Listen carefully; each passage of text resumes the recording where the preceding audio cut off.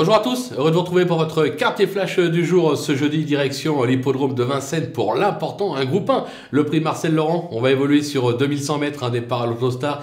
Les cracks sont en piste, attention toutefois, certains restent ferrés et ne seront pas affûtés, ceux-là on peut les écarter. Par contre, on a quand même au papier des bases en béton.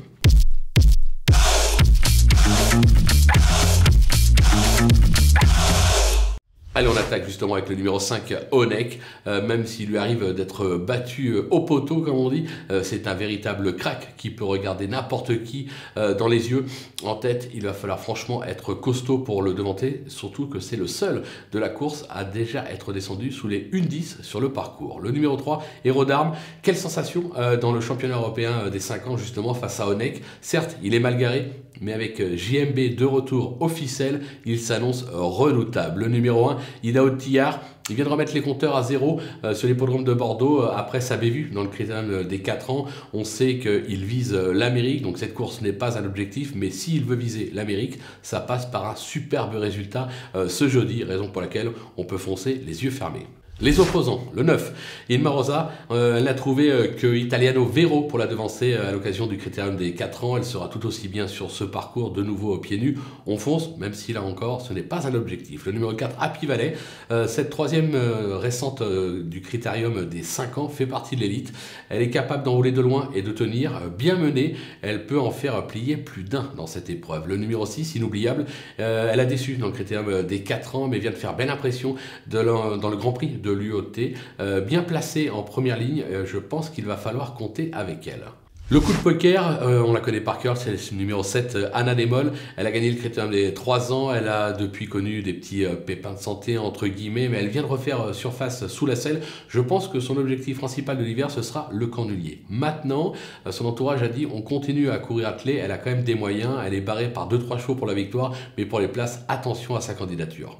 Les outsiders, avec le numéro 8, Calumet Breeze, se protéger du team Aller, n'a plus à faire ses preuves sur ce parcours. Il n'a jamais déçu d'ailleurs sur ce parcours. Alors je pense que pour moi, personnellement, il est barré pour la victoire. Surtout avec le 8 derrière la voiture, ça va pas être simple. Maintenant, pour les places, on peut compter sur lui. Le numéro 3, Idéal Lignerie, le potentiel est là, mais la constance, pas toujours. En revanche, sur ce type de parcours, avec Franck Nivard, on s'en méfie à lui d'en tirer la quintessence, de rester au trot et de pourquoi pas venir accrocher un accessite. Le numéro 12, Kate to the Hill, trotteur utile, outre-Rhin.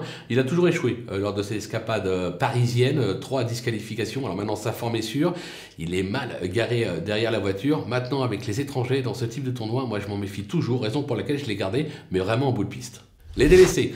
Le 2, Inès Deriou, son sport, c'est le trop monté où elle excelle. À l'attelé, c'est plus la même. Elle prépare de futures joutes sous la selle, raison pour laquelle on peut l'écarter. Le numéro 10, Chandelle, elle a montré des moyens en Scandinavie.